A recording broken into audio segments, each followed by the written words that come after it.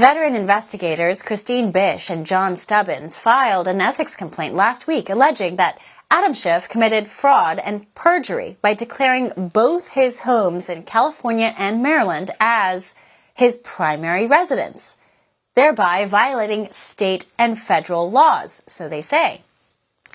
Now, many lawmakers keep a place in Washington, especially if they represent a state from far away, like Schiff does.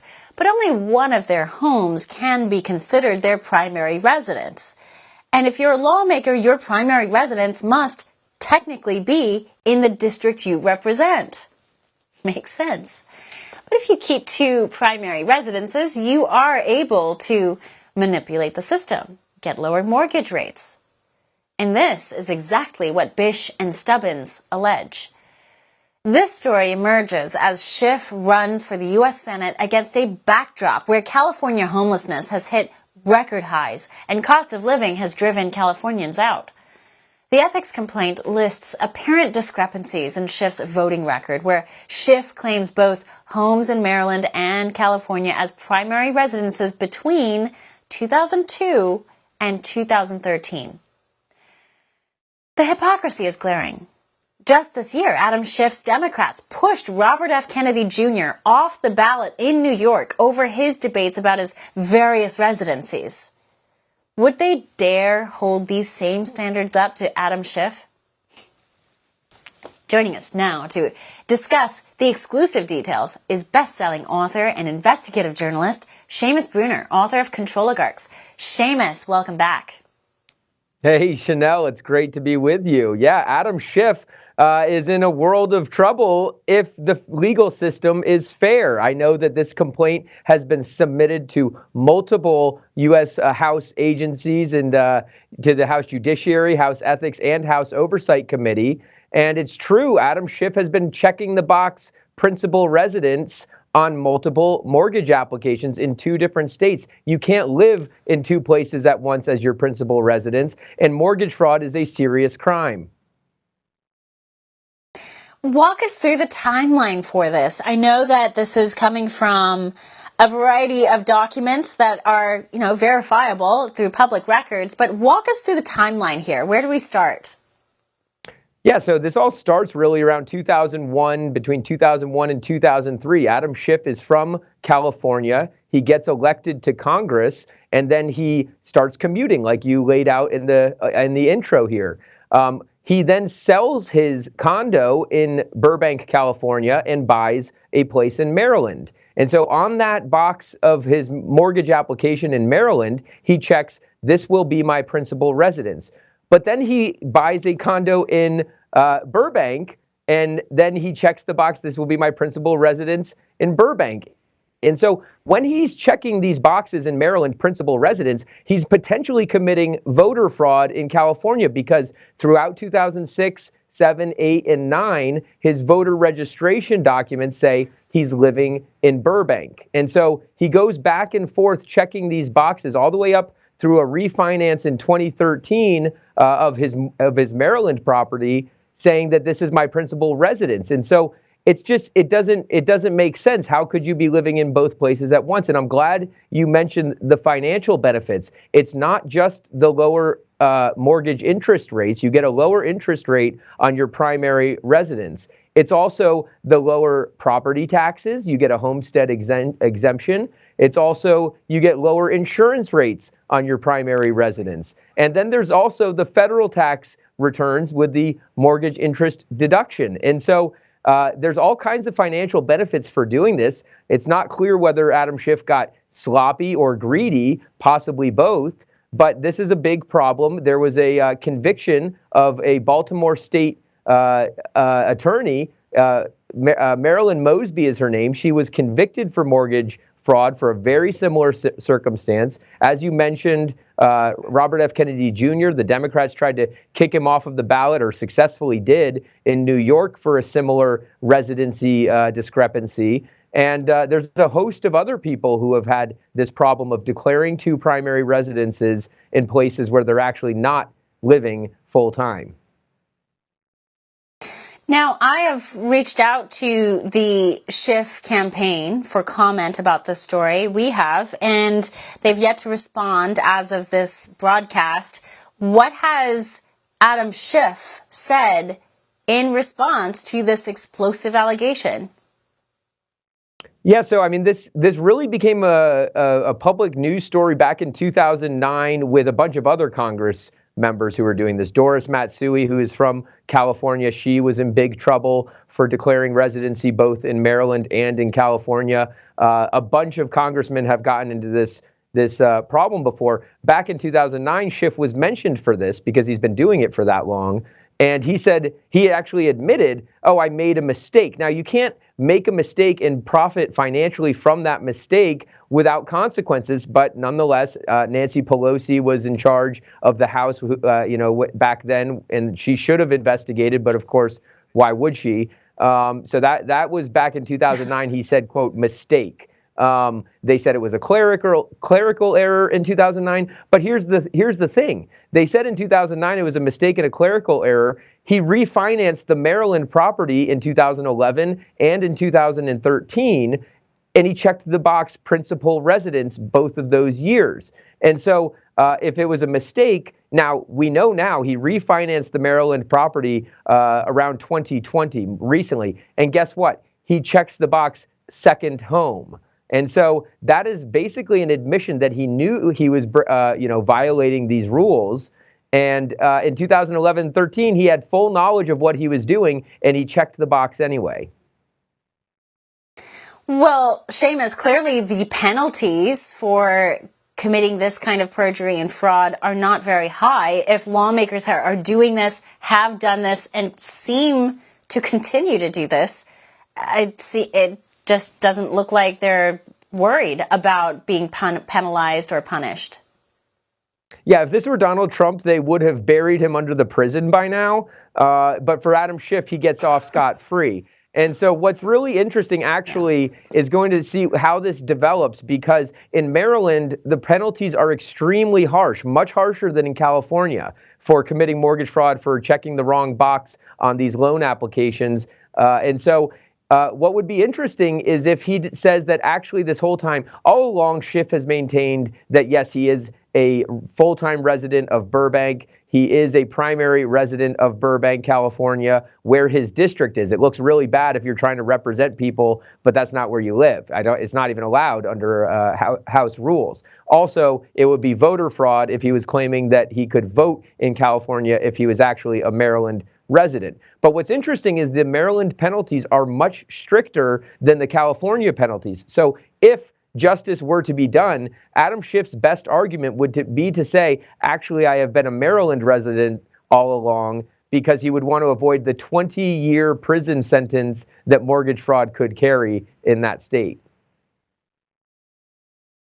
Incredible point. And that is something I guess the other lawmakers haven't really faced. They come from states that are a little more lenient about this. But again, Democrats seem to get away with this kind of stuff. I know you cover corruption and political corruption on both sides of the aisle, but inordinately, Democrats get away with these kinds of games, shenanigans, and mistakes way more than Republicans do. And I don't see that changing anytime soon.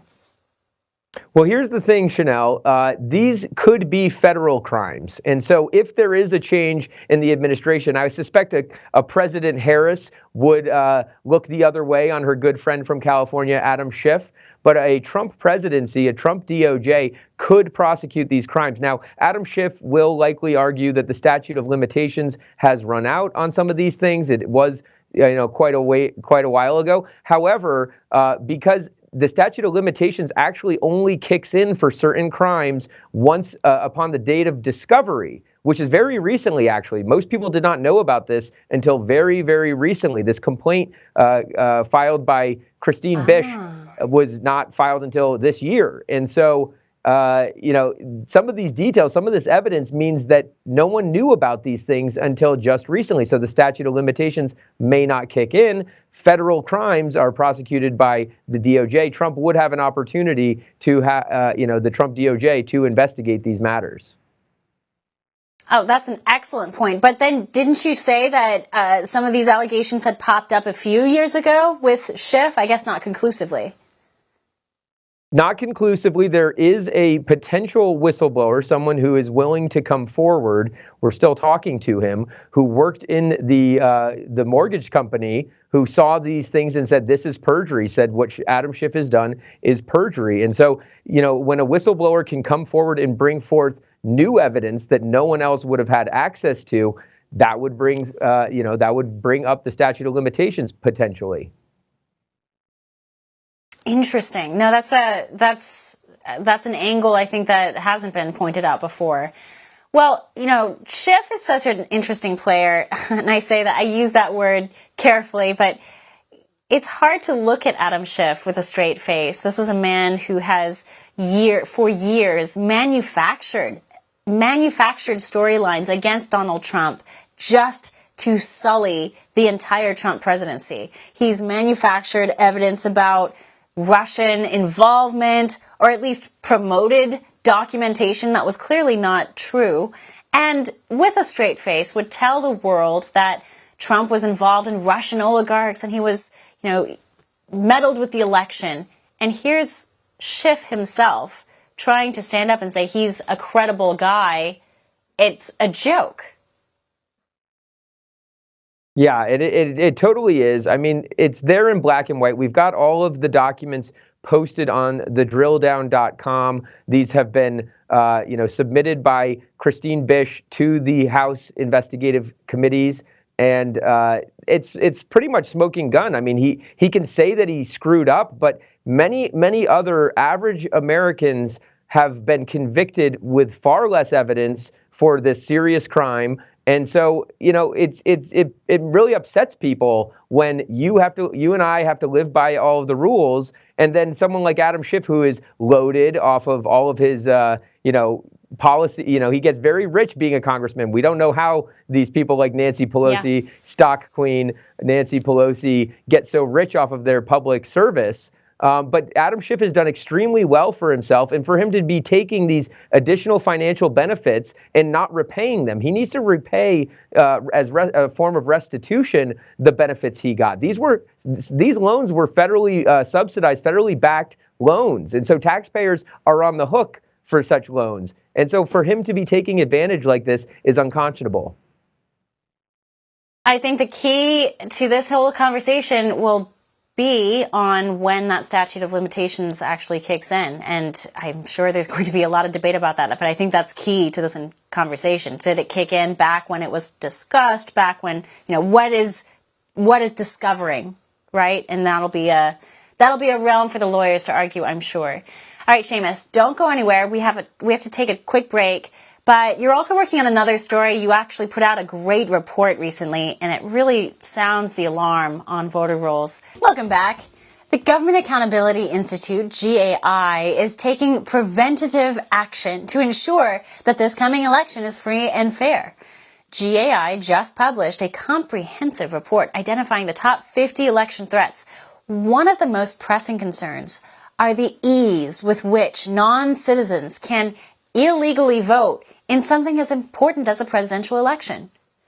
GAI is also drawing attention to the record influx of dark money pouring into this election in an effort to sway the minds of the American people. The dark money is potentially even further made dirty by foreign connections. Get out the vote operations and all advertisements need to be carefully looked at as we have less than 2 weeks to go before the nation chooses the next president. Trust in election officials are down, and it is important to restore trust among Americans. But a judge in Georgia blocked the hand counting of ballots, sending voters into an uproar. Lawfare measures have also raged this year to steer the outcome of the elections. Will this alarm bell be heard by the American people and all who care about free and fair elections? Or will big tech make massive efforts to shut this down? Seamus Bruner is back with us to break down this shocking report. Seamus, what can you tell us, first of all, before we get into the voting rolls? This Georgia judge just blocked the hand counting of ballots on election night because he doesn't want a repeat, he says, of January 6th. What does he mean when he says that? Well, look, I mean, this is an egregious ruling. I mean, January 6th was mostly peaceful. I mean, the vast majority of January 6th were peaceful protesters. There were some troublemakers at the Capitol, but everyone else there, except for the handful of people who kind of got swept up into the wrong place at the wrong time. I mean, there were the people smashing. I'm still not convinced that those were MAGA voters smashing windows and things. But January 6th was a protest. That's what it was. It was a lawful protest in most cases. And so for this judge to be still citing January 6th, the more evidence about January 6th that comes out, by the way, it shows that it was a mostly peaceful protest, that Nancy Pelosi allowed the Capitol to be stormed. She even admitted to this, more or less. Donald Trump tried to provide adequate protection. But for the judge to be citing January 6th as a reason that our elections can't be secure, that we can't have hand-counted ballots on election night is absurd. But it's not just Georgia. It's happening in swing states all across the country. In Michigan and Wisconsin, the left-wing judges are ruling against election integrity. And so it's a huge problem. Especially with the voter rolls. I mean, the judges in some places are ruling that you can't check citizenship. I mean, look at Arizona. 218,000 voters this election will not have shown proof of citizenship. That is just ridiculous that we would have non-citizens voting in our elections. And you see this in a bunch of other states. The left likes to say that it's exceedingly rare, it's vanishingly rare, it never happens that non-citizens vote. That's not true. In Texas, in North Carolina, and in a bunch of other states, they have been auditing their voter rolls. Over 4 million ineligible voters from just 10 states, and this is all in the report, have been removed from the voter rolls. This includes nearly 35,000. That's almost an election swinging. I mean, in some states, that's more than election swinging numbers. More than 35,000 non-citizens are on the voter rolls. Hundreds of thousands of dead people are on the voter rolls in Texas. And in Wisconsin, another huge major swing state, a judge just ruled that you don't have to show voter ID. 150,000 voters won't have to show a voter ID. That means I could show up in Wisconsin and vote under someone else's name, and they would have no way of knowing that I was not that person. Unbelievable. Well, you mentioned Arizona, you mentioned Wisconsin. These are states that were decided back in 2020 on much slimmer margins than the ballots in question today. You mentioned 218,000 ballots that are not going to be, checked for their citizenship in Arizona. Arizona was supposedly won by Joe Biden by less than 10,000 votes. That's a stunning realization. And the other thing that your report lays out is that, though Virginia, Louisiana, Texas, they've been taking precautions. They know that non-citizens voting will be the biggest threat going into this election. But you mentioned swing states. At least 1 million votes in swing states alone can be fraudulent or tainted. I mean, this is in comparison to the fact that 2020 was decided by fewer than 50,000 votes. That's insane.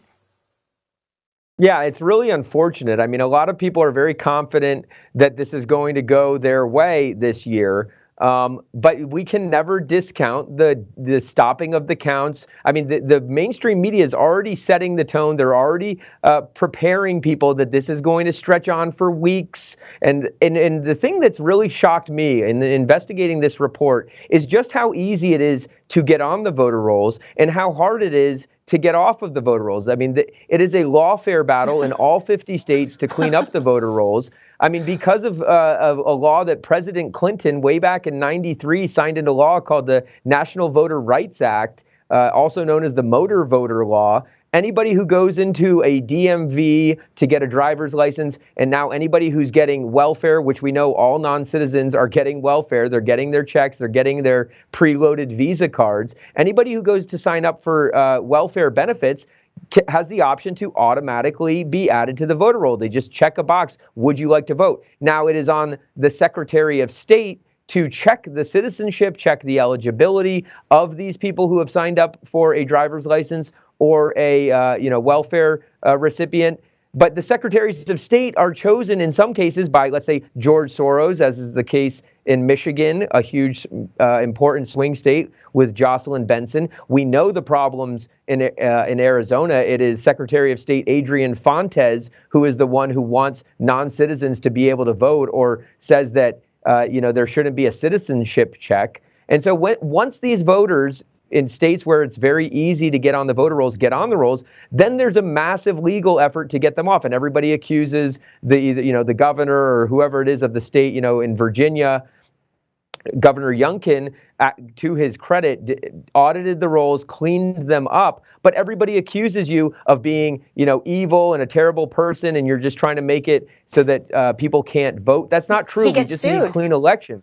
Yeah, and that's the really important thing here, Chanel, is that the Biden-Harris administration is suing the states that are trying to clean up their voter rolls, that are trying to remove dead people off of the voter rolls and non-citizens off of the voter rolls. Just tells you whose side they're on.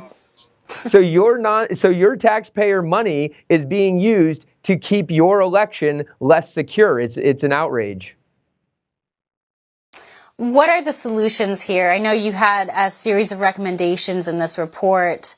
You recommend more watchdogs, more just knowledge, people understanding how this works so they know what to look for. But what are some of the more tangible solutions to help mitigate some of this? Yeah, well, there's a couple of things. I mean, we are just weeks away from the election, and these aren't going to be cleaned up in weeks. It takes years in some cases for these legal battles to play out. And so the time to look into all of this for 2026, for 2028 is yesterday. It's now. But something that the report does is it lays out, and I give credit to Bill Clinton's National Voter Rights Act law from 1993, because what that law does is it places the responsibility of having clean voter rolls, of having free and fair elections in the hands of pretty much one person per state. That would be, in most states, the Secretary of State. But the law designates a chief election official, and that is where the buck stops. And so that person is responsible for cleaning up the election. If they don't clean it up, you need to know who they are. You need to look at this report, because in the appendix, we have the phone number and the email address of everybody's Secretary of State or chief election official. That is the person responsible. And if they are not cleaning it up, they need to be investigated. They need to be possibly sued. The state needs to be sued. And that's how these things are going to clean up. It's a legal battle in all 50 states. It's unbelievable that we're repeating so much of what has already happened. I know that there was another talking point, or at least point, that this report highlighted about voter registration in places like Michigan.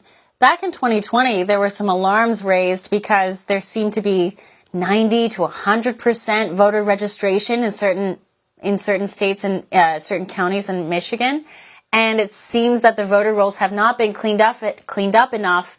We still have 90 to 100% voter registration in certain counties in Michigan, which we all know is not very likely accurate. Yeah, no, we know for 100% fact it's not accurate in almost, 91% of the counties in Michigan. That is the vast majority of Michigan. They have a voter roll that has over 90%, and in some cases 105%, 110% of the actual eligible voters. It's impossible for them to have that many people on the voter rolls because there's not that many citizens of the age to vote. And so what this means is it's a lot of people who have moved out of Michigan, but they're still on the voter roll. And the voter rolls, you can get the voter rolls. You can get all of the details. Some states, they charge you money. Some states, like Florida, it's very easy to get the voter roll. But for bad actors, for NGOs and groups that claim to be get out the vote groups, they can identify the people who are still on the rolls but don't live there anymore. And then for example, in Wisconsin, if you don't have to show a voter ID, once the ballot is given to the person who shouldn't get the ballot, and then it gets put into the stack, it gets put into the counter, that's what we know from 2020. It's impossible to separate it out. And so all you need is a voter roll that has too many people on it. And so in Michigan, with 91% of the counties having too many voters on the voter rolls, like impossibly high levels, even even the Secretary of State there, the Soros-backed Secretary of State, has admitted, oh yeah, this is a problem. And I looked at it just today. It was crazy because they say on their FAQs, yes, there are 600,000 people who are ineligible to vote in Michigan. We're going to take them off the voter rolls by 2027. And so, I mean, so you've got 600,000 potential votes there that they're not going to clean it up until they said some of them by 2025, some of them by 2027. The point is not by November 5th. And so you've got hundreds of thousands of people in Michigan who could vote that shouldn't be able to vote, or rather ballots that could go out to bad actors that should not go out. It's an incredible point. And I think that is the whole purpose, right? They're not going to fix it before this election. They'll fix it down the road, but by then it'll be too late if they succeed. Seamus Bruner, always a great time chatting with you. Thank you for this report, the update, and the time, as always. All right, don't go anywhere. We have an exciting lineup in the next two segments. Stay right here. We'll be right back.